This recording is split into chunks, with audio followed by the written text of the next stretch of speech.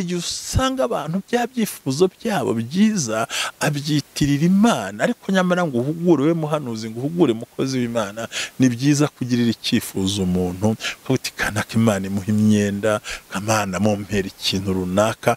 Icyo gihe uba uhagaze nk'umuhanuzi muzima, kuko ntabwo ibintu byiyitiriye nk'ibyavuye ku Mana, ahubwo ugize umutima wo kugira ukuntu ubwira mugenzi wawe uti ndumva nkwifurije inzu Imana ishyigikire, nk'uko Elisa na Eliya babikoze. Umutima w'abahanuzi ni ibintu bashyiramo gusa ngo bagushyire muri morale wumva unezerewe, ariko akenshi ngo ni ikinya, ni ugutera feneriga ugatahana umunezero wishimye, ariko ntuzigere ubona ikintu na kimwe, kubera ko baguhaye ikinya gusa, nta kindi baguhereje, ni morale baguhaye.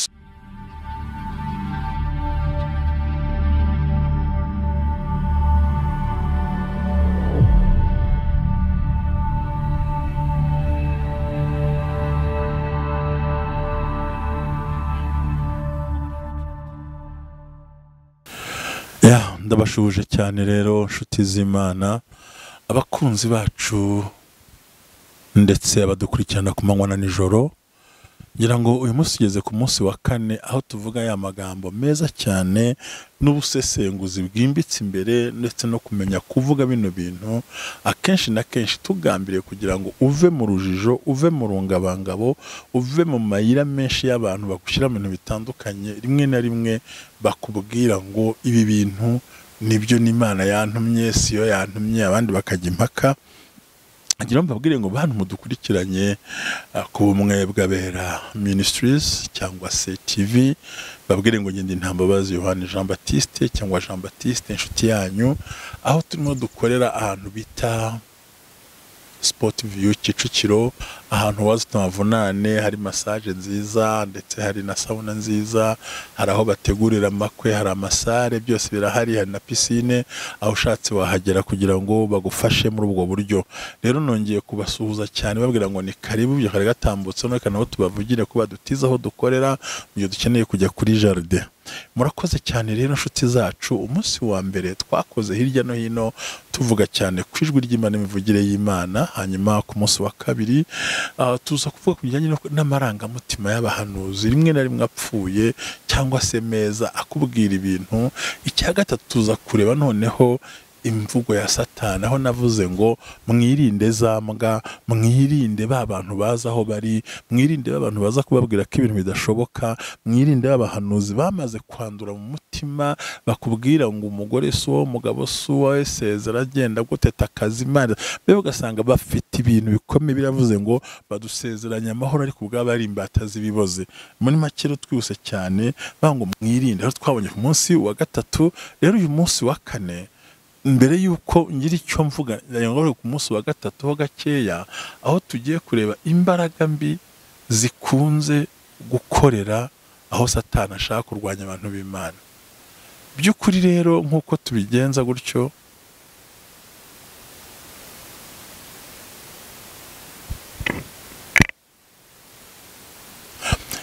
nuko dukomeje rero kubabwira ko kuri uwo munsi wa 3 aho twabonye neza ko Satani ubwe akorera mu bahanuzi bamaze kugwa. Kera bari abahanuzi, mwuka w'Imana uri kumwe nabo, banakoranye n'Imana, ariko rimwe na rimwe ugasanga ya mikorere yabo ntabwo ibaye neza, ahubwo hari ibintu bigiye bihindagurika kuko bamaze kubyizerwa. N'irya rero umuhanuzi wahanuye neza agera hakagwa, ni igihe cyose atarinze ijambo ry'Imana muri we, cyangwa atasenze ko yasengaga, ategera no kwegeraga Imana, agatangira kwinjira muri za nyungu z'uko atangira no guhanura amarangamutima. Icya kabiri, kuba yarazwi nk'umuhanuzi ukomeye, yamara kuba nk'umuntu ukomeye, bityo ataba agikorana n'Imana, ntimuze kubwira abantu ngo Imana yavuze kandi itavuze. Rero abo bantu rimwe na rimwe akenshi Satani ababyaza umusaruro, maze hakazamo za mpamvu zituma habaho ubuhanuzi bw'ibinyoma, akenshi bukubwira ngo nabonye buteranya abantu.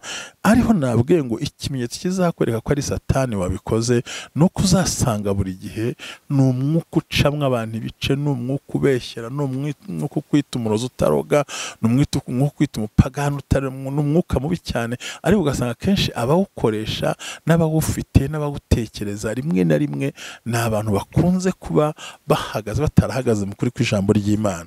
Ijambo ry'Imana uko rigaragara cyane mu byahambira ngo mu gitabo cy'umuhanuzi Yeremiya 12 bivuga ngo abo bantu sinavuganye nabo, ntabwo nari no mu nama yabo, sinanakoranye nabo, ngiyo baza kuba mu nama yanjye ngo bari kuvuga ibinyakuri, ngo niho umuntu ari cyo yarose nta kirotorere mugenzi we, ariko abantu be kubeshya. Havuga ijambo rikomeye ngo abahanuzi bari kumpuza abantu banjye. Bo hari abantu bahuzwe ubuhanuzi, bahuzwe urusengero, bahuzwe ku muntu w'Imana, bahuzwe ngo jye sinyita ku bahanuzi, ngo jye sinyumva iby'ubuhanuzi narabiretse, ariko kumbi ntabwo ari abahanuzi bazima mwahuye. Kera bari ku uyu munsi sibo, cyangwa kera bari mu mwuka uyu munsi ntibakiri mu mwuka, kandi ugasanga Imana ntigikorana nabo, ahubwo baraguha iby'amarangamutima yabo. Aho twabonye ko hari amarangamutima akubwira ngo amarangamutima agaragazwa n'iki, nuko akubwira ikintu ntagushakira intsinzi. Rero ubuhanuzi bw'Imana buri gihe bugira intsinzi, bugira ukuntu bubaho, bugira ukuntu butegekwa kubibona. Ntabwo Imana yakubwira ngo urapfuye itaguhaye n'umuti. Nuvuga ngo ikindi kiri ubuhanuzi bw'iterabwoba buhora buguhamura ariko ntibuguha umuti, bukubwira ko nta mpamvu, buvuga ko bidashoboka, ko byarangiye, bidakunda, umutima ugahagarara, urugo rugasenyuka, abantu bakarwanya. N'impamvu ya mbere igaragaza ko ubuhanuzi bwavuye kuri Satani cyangwa ku marangamutima y'ubukuzaniye rimwe na rimwe agusanze aho uherereye.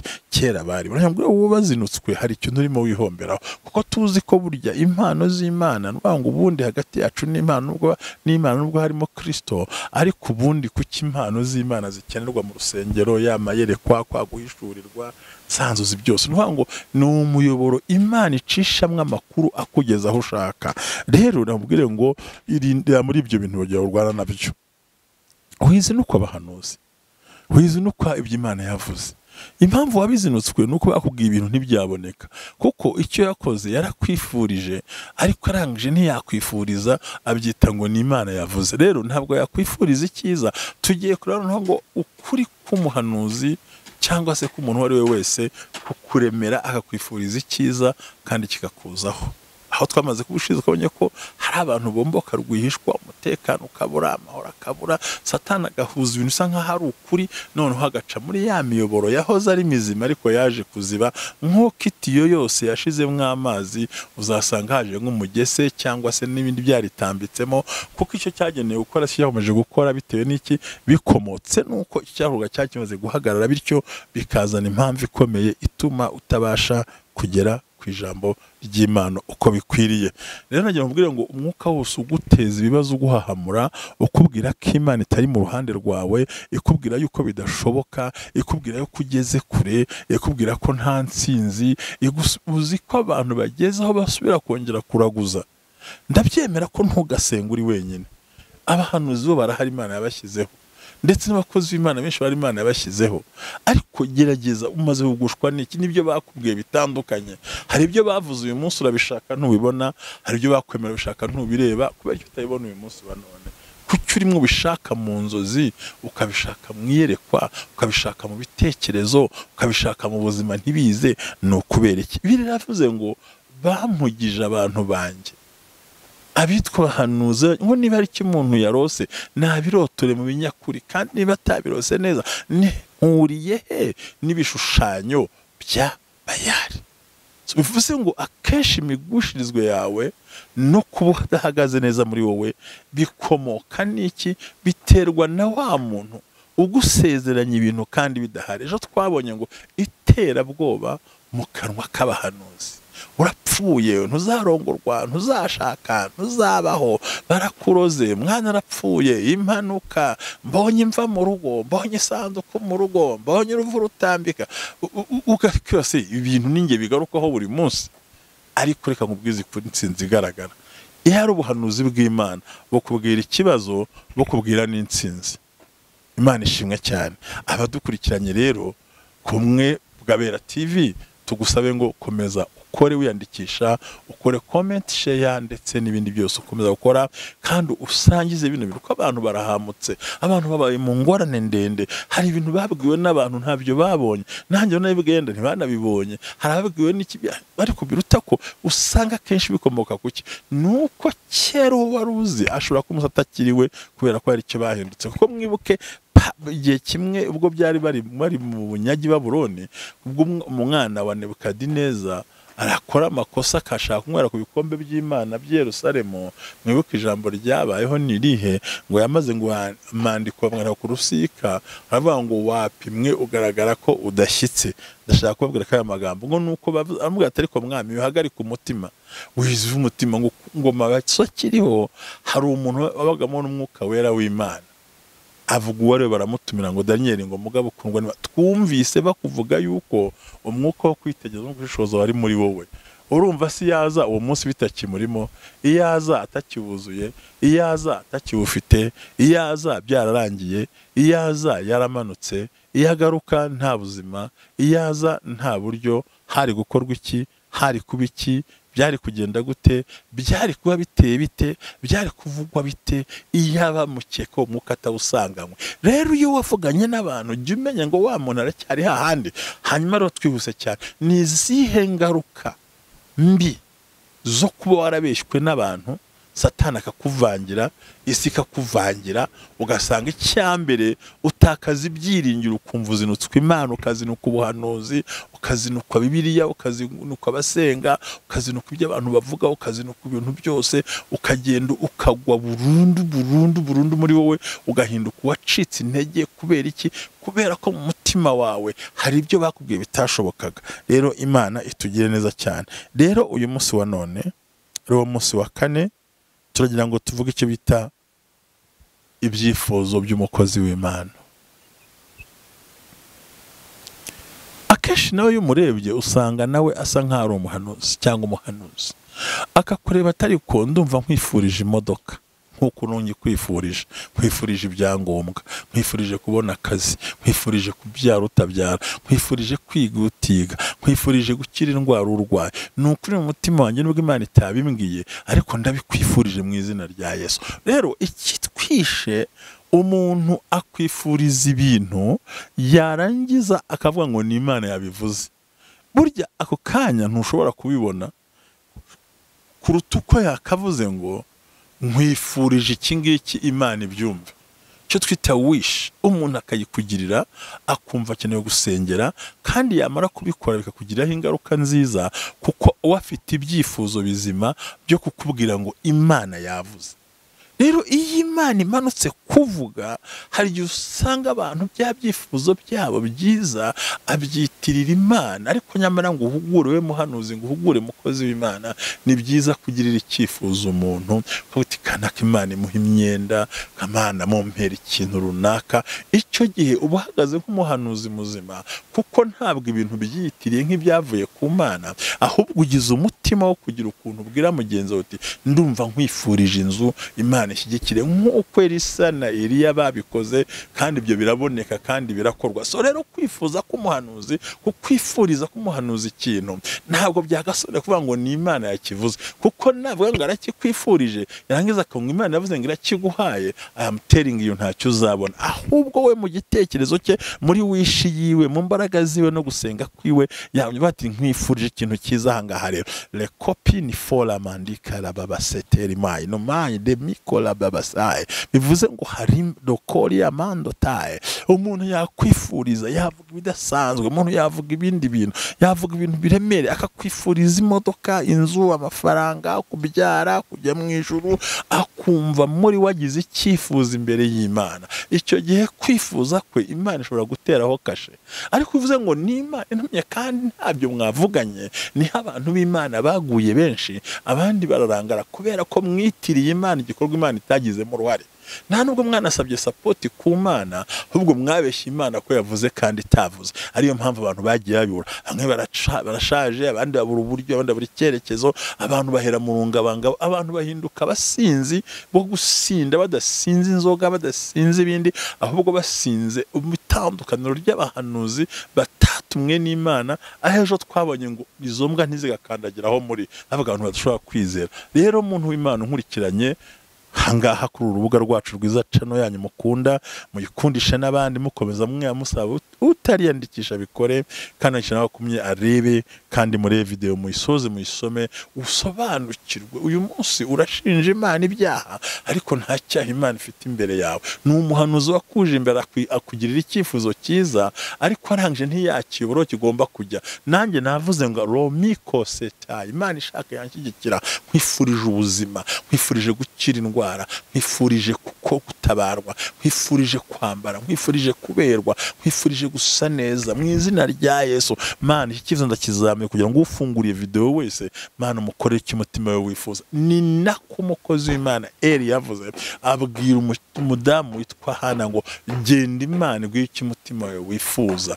Ariko avuze ko ari Imana ibikora. Nanjye rero nkwifurije imodoka, Mana ubyumve umukorera. Ntabwo ari Imana ntumye nkubwire ngo Imana iguhaye inzu, si Imana ntumye nkubwire ngo Imana iguhaye amafaranga, oya, ahubwo muri njye umutima wanjye wunkurikirana umanye iminsi tubana ahangaha n'undi uzahabana, igihe nkwifurije ngo Imana igutabare. Ariko ntabwo mvuze ngo ni Imana ibivuze. Rero akenshi twahuye n'ibibazo nuko bakubwira ngo Imana yavuze, ariko already si Imana yavuze, si n'Imana yabikoze, ahubwo ni umuntu bwe wakoze icyo kintu arangije akitirira Imana. Rero igikorwa witiriye Imana ntabwo Imana yakizamo. Wapi kuko utavuganye no, ariko wowe uti Imana bwo kwiza no gusenga ngiriye icyifuzo umuntu runaka, I have a wish. Kuko biterwa n'iki? Wa muhanuzi yaje wawe akajya guhanura bigasohora, umutumira atagihagaze mu mwuka, kandi ntabwo ari buveho ntacyo akubwiye. So arakuremera, arabwira ati arakucyuta ngo gutera ikinya, agutera ikinya, ubuhanuzi bw'ikinya. Burya amarangamutima y'abahanuzi ni ibintu bashyiramo gusa ngo bagushyire muri morale wumva unezerewe, ariko akenshi ngo ni ikinya, ni ugutera feneriga, ugatahana umunezero wishimye, ariko ntuzigere ubona ikintu na kimwe, kubera ko baguhaye ikinya gusa, nta kindi baguhereje, ni morale baguhaye. So bituma nawe uyu munsi waguye, ariko nkubwire ngo irinde gake ugira ikibazo, wo guhemukira Imana igutabarira hari, uzana ibinyoma Imana irengera hari. Rero nk'umuntu uri kuri TUT, ayo murazi ko nagiye maganda cyane, TUT yaje guhinduka ubumwe bw'abera ministries. Nagira ngo nongere nkuyobore nawe nugibara ntukagira ubwo bikindi foto yanjye ntikiriho, ahubwo hariho yarogo kugira ngo bikurikirane ubyumve, ngo kangurira ikintu gikomeye kivuze ngo nubwo wifurijwe n'abantu ibintu nibikunde, wicika intege, Imana iracyakora, Imana iracyavuga. Ongera ugarura umutima, ongera ugarura icyizere abahanuzi, ongera ugaruke mu murongo mwiza kugira ngo Imana ishobore kubana nawe. Ibi bintu birakomeye kubyumva no kubyumvira, ibintu biraremereye kubisobanukirwa, ibintu biraremereye kubikora muri buno buryo, ariko ni intambwe nziza yo mu buzima. Urugo rwe rwasenyutse kubera amarangamutima y'abahanuzi, business yapfuye kubera amarangamutima y'abahanuzi, ndetse mwana we ntiyiga kubera amarangamutima y'abahanuzi. Hari ibintu wahombye kubera amarangamutima n'ibindi bakubwiye, nibyo baguteye ikinya. Cyo twita ngo ni ikinya cy'ubuhanuzi, kugutera ikinya kikarangira bakujomba ikinya, ngo ni morale nyine, ugashira ukumva uraruhutse, ariko ejo ukaruha. Ntabwo ari byo. Rero ingaruka zabyo ni izihe? Ni uko winubira Imana, ugendane n'Imana. Reclame setele by the fire. Nagira ngo urekita andi ni masaye ne mofa bibasikia, kugira ngo ibintu bitekerezo byumve neza. Hari ikintu ukwiye gukora nk'umukozi w'Imana, ukabitekereza. Icyambere na mbere ijambo turimo tuvuga ni ukumenya neza ko nubwo abantu baje bakwesikoroka, ariko Imana iracyahari. Nubwo ijwi ry'Imana iryabo bagise nk'iry'Imana, Imana iracyahari. Niyo mpamvu guhera ejo tuzaganira kwita iyerekwa, inzozi no kurota. Ibyo tuzabiganiraho gutaha. Tuzavuga ku mpano z'amandiko. Imana ivugira mu buryo butandukanye kandi bukomeye, ariko twibanze kubwo buhanuzi. Umuntu ukubwira ngo Imana yavuze itavuze, ingaruka yabyo ni nuko ntabyo ubona. Kabiri, nuko uhora wumva uzinutswe Imana kandi uyirenganya. Gatatu, uzagira inyuro za Satani ngo tange cyacome, tange ituro, naryo ni ryiza, zana ituro nanjye ndaryemera, ni ryiza rwose, ariko uze kurusange ibintu bikunze, indwara ntivuyeho, ibiki ntibivuyeho. Buse mbaho urugero, koko mbaho urugero se murwumve. Mbaho urugero rw'umuntu banze kuvuza umuntu arwaye diabete, ati ni umwuka, ati reka nta kibazo, ati ni amarozi, bagasanga ni diabete igiye kumwica. Ngo urugero se rw'umuntu wanze kunywa imiti. Umuntu ni umuvandimwe wacu, ari mu gihugu kimwe runaka yaragitabye Imana, ariko ntakiriho, ariko abamushoye muri ibyo nzi ko uyu munsi mbahamagaye nabo babyivugira. Bamubwiye ngo nareke kunywa imiti y'uburwayi kandi arwaye indwara, ngo nareke Imana izamukiza. tekereza nawe, imagine leta iguhaye imiti yo kunywa ariko wanze kuyinywa ngo Imana izagukiza. Ntiyapfuye agasiga abana akabasiga ari imfubyi kuko abuze ubwenge, yizeye ngo umuntu yavuze. Nk'abantu b'Imana mwe, Imana yakoresha muganga, Imana yakoresha imiti, Imana yakora yanakwikiriza ubwayo, ariko iyo yabivuze niho ibikora. Ntabwo arabayivugiye. Reka nkubwize ukuri, wibura kunywa imiti yawe kwa muganga. Niba ari iya sida yinywe, niba ari igituntu yinywe, niba ari iya malariya yinywe, niba ari umwijima yinywe. Igipfa kuba bagutoye mu indwara, wihagarika umutima. Hanyuma iby'imbaraga mbi z'abarozi bigukanga uzazikubita. Umurozi ni iki imbere yawe? Umudayimoni ni iki imbere yawe? Kugambana ni iki imbere yawe? Ninde wagutera ubwoba? Wafite izihe mbaraga? Ko tumurusha imbaraga z'umwuka wera. Ninde wakugambanira bikemera? Ninde waguhiga bikemera? Ninde wagufata bikemera? Ninde waguteza dayimoni bikemera? Uwo nuwahehe? Afite izihe mbaraga? Ndimo ndakubona mu imbaraga z'Imana. Haguruka we manga uvuga ukuri kw'Imana. Vuga uti mfite Imana ishobora byose. Tesha agaciro ibigambo byose bavuze n'ubuhanuzi bavuze. Tabura amasezerano, shwanyiza amasezerano yose bakuzanyeho. Winjire mu mavuta y'Imana adasanzwe, winjire mu gikimana idasanzwe, maze kumenya ijwi ry'Imana. Barakubeshye ntabyo wabonye, n'ubu baracyavuga ntabyo urageraho. Ku manywa baravuga, ku manywa nijoro ugasanga baravuga bya bintu byose baracyaguhamura, ariko still uhagaze mu ijambo ry'Imana ntacyo waba kandi wagubwa neza. Bivuze ngo iyo turi hano, bivuze ngo iyo twicaranye, bivuze ngo iyo turimo tuganira aya magambo, senya izo nyubako, senya izo nyubako, zisenya ijambo ry'Imana. Hano hari ijambo ry'Imana ashaka kubabwira cyane, tukwiye gusoma twitonze tukaryumva. Ngira ngo nawe dufatane ibirize kuhasoma, uraza gusanga amagambo bice muri Matayo ibice 24 umurongo wa 11 ngo nibwo benshi bazasubira inyuma bazabagambanira bangane, n'abahanuzi benshi b'ibinyoma bazaduka. N'abahanuzi benshi b'ibinyoma bazaduka. Ngira ngo udukurikiye guhere ku kiganiro cya mbere kugera uyu munsi wa none, waje kumenyesha icyo twita umuhanuzi w'ibinyoma. Icya mbere arahanura ntagira intsinzi. Icya kabiri agerekaho amagambo y'iterabwoba bwo kuzapfa kandi ukarangira ntibikunde. Hakabaho n'amarangamutima y'umuntu, nayo ugiye yamenya ko ashingiye ku marangamutima ati sinava muri rwa kana kanamuhanuriye. Ikindi cya gatatu, urabona ko umuntu atatumwe n'Imana n'ubwo avuze, uzasanga ashaka gushyigikirisha ubuhanuzi bimenyetso kuruta gushyigikira ubuhanuzi ku ijambo ry'Imana. Rero komera, shikama. Aravuga ngo n'abahanuzi benshi bazaduka b'abanyabinyoma, ariko sibo bahoze ari bo, bazanakomeza, ariko hari rwego bagezemo ntibyemera, ahubwo bashiduka baguye bava mu byizerwa. Rero umuntu w'Imana turi kumwe uyu munsi wa none, kuri uyu munsi wa kane, injira mu mavuta, injira mu masezerano, injira mu guhamagara Imana, injira mu mugambi w'Imana. Senga cyane, uzura umwuka wera, hagarara mu mavuta, tsinda urugamba rubi. Takondele masatala babasisefai, ngo nubwo batavuganye nabo mu nama, ariko Imana yumvise ibyo wakoze. Ndi gusengeje Imana namwe ngo nkubwire ngo nubwo bakwatse ibitambo, Imana yahaye agaciro ibyo wakoze. Nubwo ababiriye ntacyo bagukoreye, Imana iza amavuta yawe. Rero Imana ikurinde zambwa, kurinde abanzanzerereza z'abayuda zo kwa Secyuwa, kurinde abantu bakubeshya ngo Imana zitavuze, bakazana amarangamutima ntuyabone, bakagusezeranya idahari. Imana ikurinde abakomisiyoneri, ubanza kukubaza ngo ari kurinde, akabona aho kurondora, yakurondora ataramenya stati yawe, yakurondora ataramenya aho utuye naho uherereye, abandi batanga nimero z'abantu mubirinde cyane. Ati nimero yahawe n'Imana kandi arakubeshya, nta Mana yamuhaye, ahubwo nimero yahawe n'undi muntu. Yarangiza guhamagara ati niranga muntu. Hari ubwesikoro bwinshi muri iki gihe, muramenye mwirinde, batagutwara utwawe, batagutwara ibye, batagutwara uko uhagaze. Uhagarare mu ijambo ry'Imana. Nakubwiye ngo Imana nta muntu itavugisha. Uyu uryamira tuzahagera mu nzozi. Rero Imana iguhe umugisha.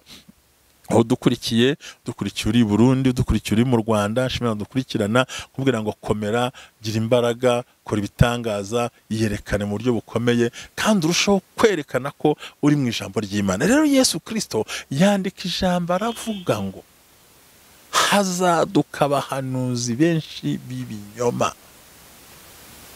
Abo binyoma akubwira ikintu, niyo mpamvu icyo ngambiriye nta kindi, mu ijwi ry'Imana habamo ihumure. Kabone nubwo yakubwira ibintu bikomeye, nubwo yakubwira ngo hari urupfu, nubwo yakubwira ngo hari ibigeragezo, nubwo yakubwira ngo uhuye n'ikibazo, nubwo yakubwira ngo uragowe, ariko uzasanga kenshi na kenshi mu ijwi ry'Imana harimo guhumurizwa, mu ijwi ry'Imana harimo ubutabazi, mu ijwi ry'Imana harimo imbaraga, mu ijwi ry'Imana nk'amasezerano adasanzwe, mu ijwi ry'Imana harimo ikintu gikomeye Imana igiye gukorana nawe.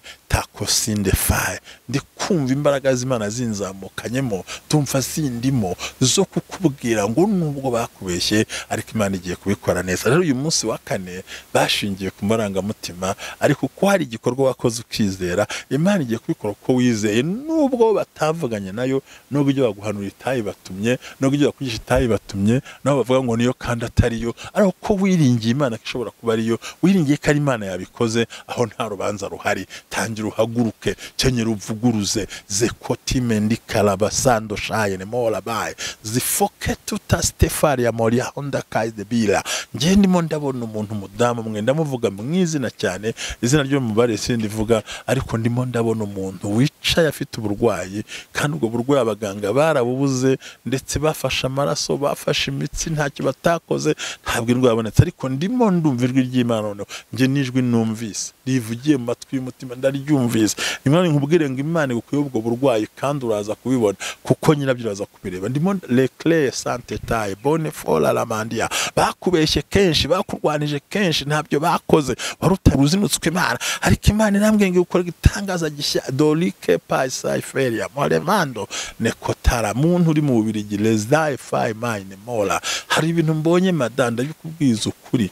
Ngiye kubona mbona umwana wawe Imana iramuzanye, sinzi nabonaga umwana Satani yatwaye mu bitekerezo, yaragiye urarurira ntusinzira, yamutwaye mu bitekerezo aramujyana ajya kumujugunya kure, ku buryo umwana no gusuza atabishaka no kubisha atanabikeneye, agahinda karakwisha. Ariko Imana ngiye kubona mbona imufashe amaboko imukize mu gituza, irabwira ngo mubyeyi akira umwana wawe. De komere bastafale lende kotise ya babasai le koni mandrae binyari. Yavuze ngo ibyo wakoze byose ukabikorana imbaraga n'umwete, ukanabikora mu buryo bukomeye, kabone nubwo waruzi neza ko byarangiye, ibyo Imana irabihagurukije. Haleluya, haleluya, haleluya, haleluya, haleluya.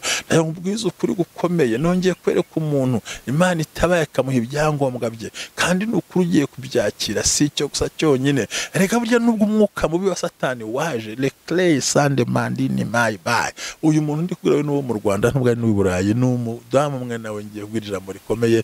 Ngiye kubona mbona ku buriri bwe haryamye umutumba w'insina, ijwi rirambwira ngo umugwa we maze kumuta burundu, ariko ijwi mwe ngo Imana iramugaruye kandi mushyize mu mwanya. Haleluya, haleluya, haleluya. Reka nihumuririze umuvandimwe wanjye uri muri Canada, mubwire ngo mwene data komera, nubwo umugore atakiri iruhande rwawe, ariko Imana iramuzanye kandi iramukoze. Vilia mastetala mandikiyaba haye dokoselefa. Uyu munsi wa kane ni umunsi w'igitangaza ku buzima bwawe, aho ugiye kwinjira mu isezerano rikomeye. Satani yarigize akara kajya, Imana iramukubise, mwuka wera w'Imana umanukiye gutabara, uhagararanye nawe, ugiye gutsinda imigambi mibi. Hahandi ugiye kubona umugambi w'Imana. Ibigambo byavuzwe ni byinshi, ibyo bakoze ni byinshi, uko bagambanye ni kwinshi, ibyo bagezeho ni byinshi, ariko uyu munsi Imana byambuye agaciro, bitesheje agaciro. Dokosi fele mane la mai. Uyu muntu wayo ukara umutwe kubera kurwara umutwe, ndagira nkubwire ngo Imana igukuyeho kano kanya. Zandoli make lele wandika de blie fola lanzani mandi demone fly za wala kota ele kundi mini clome satefa la baba side. Mana ndagushimye, Imana igukuriye igifungo, irabimbwiye n'ukuri, irabimbwiye.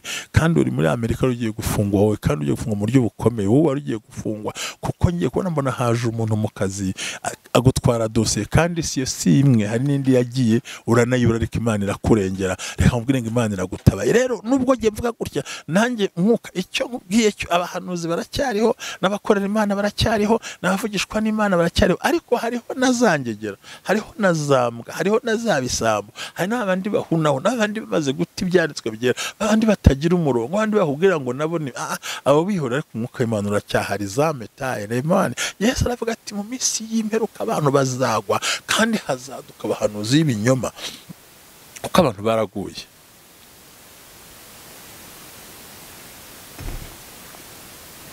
Abantu baraguye, bagushijwe n'iki? N'ubuhanuzi butari bwo, amavuta. Ariko ijambo mbonye ahangaha, mwibuke neza yuko Yesu afite ubushobozi.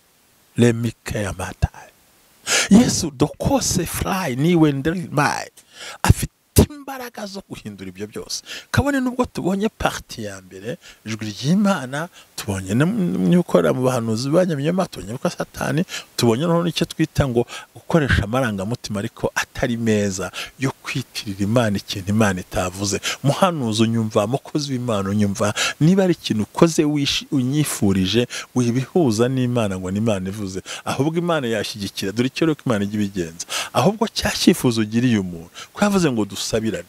Iyo ubyitiriye Imana bitakaza agaciro, ariko uvuze ngo ngiye gusenga Imana igukorera iki, wewe muremere mu bitekerezo, muremere nko bugiye kano la mekya kasubira inyuma gatoya. Ndashima Imana, ndashima Imana, ndashima Imana ku cyo neretswe.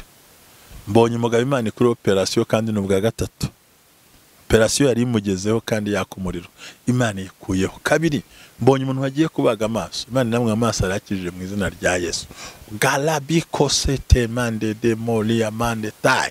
Katatu, mbonye umuntu ukora akazi baranze kongeza, akije ngo wagiye kumukubira umushahara bongereho, kandi munezero uzamuke mu nzira zose. Kato la mandikele bat for la mandia sepa de kosha yaminia. Suwo gusa wenyine, mbonye umuntu w'umudamu ugiye washaka kuzabagwa imitsi, ariko Imana namwe umutsi ntikibazo. Madamu vuko Imana ivuze ikoranye nawe, ntukirwaye imitsi y'amaguru, Imana irakurengeye, Imana iragutabaye, iguhuje n'abawe. Nubwo akushamaranga mutima ntibisohore, ariko bigiye gusohora. Zekotele matetandi mini ya faimaye. Imana igukuye hagati y'ingone ebyiri, nabirebaga rwose wa muntu we. Mbona umuntu ari hagati y'ingone ziri kumutwara ngo zimurye. Ijwi rirambwira ngo icyambere ngo n'umugabo ufatanije na nyirabukwe kugira ngo barwanye umugore, n'ingone ebyiri zikwasamiye, ariko Imana zigukuye hagati. Kandi naje mbona imwe igiye ku ruhande, yisigaye mbona ifiteho ubutware, uyikoze hinduka umuntu. Biravuze ngo wigira ubwoba, witoroka, wihangayika, mavuta y'Imana aze kuri wowe, mugambi Imana uze kuri wowe. Kandi Imana ikora ibitangaza bikomeye, kuko ari Imana ishobora byose, kuko ari Imana y'imbaraga, ivuze kutabara urengerwa. Haleluya. Ziwifola mandike yabatetaye. Hari bya byaraguye hasi, Imana yeguye. Imana ivuganye nawe ngo dore iratabaye. Wigira ubwoba mu 2020, uzumva bikomeye bidasanzwe. Jete la mandika lokola masetele bosisfai lele wandika mandide mai. Hari ikintu mbonye umugezi utangiye kumanuka, ugeze hepfo mbona hari umuntu aca mu kiraro, amaze kugicamo y'amazi arahagarara, inyota yica abantu bane narebaga bari batuye mu gihugu cy'Ubufaransa.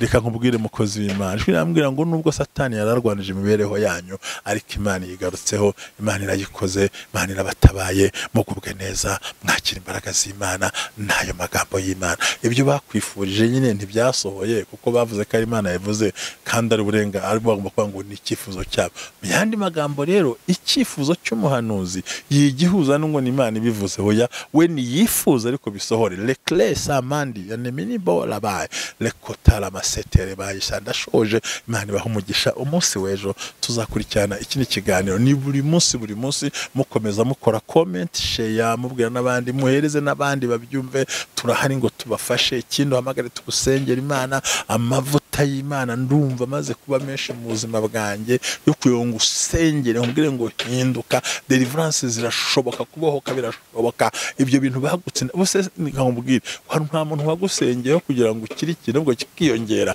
Rero uyu munsi ndahari n'abandi barakozi b'Imana. Hamagara nimero aho munsi, n'uburenganzira bwawe, uhamagare nanjye nzakwitaba, dusenye izo mbaraga mbi. Kuko le clome pitele faye, hari abantu mwatanze amafaranga bayajyana mu bapfumu, cyo cyakubereye impamvu ikomeye. Nagira ngo dusenge. Lemikota mandinima yala babasai. Imajwi ry'Imana rifite imbaraga, rirambwiye ngo dore iratabaye, irarengeye. Hagararanye nawe abandi bagutereranye, ivuganye n'abandi batavugana nawe. Umucyo w'Imana urakurasiye. Amavuta lokotele mande pai salaba ya fo aiwi. Ijwi ry'Imana riraruhura, ijwi ry'Imana rirubaka, ijwi ry'Imana rirasenya rikongera rigasana, ijwi ry'Imana guterera ngo rikujugu. Ijwi ry'Imana ni imbaraga zigusanga.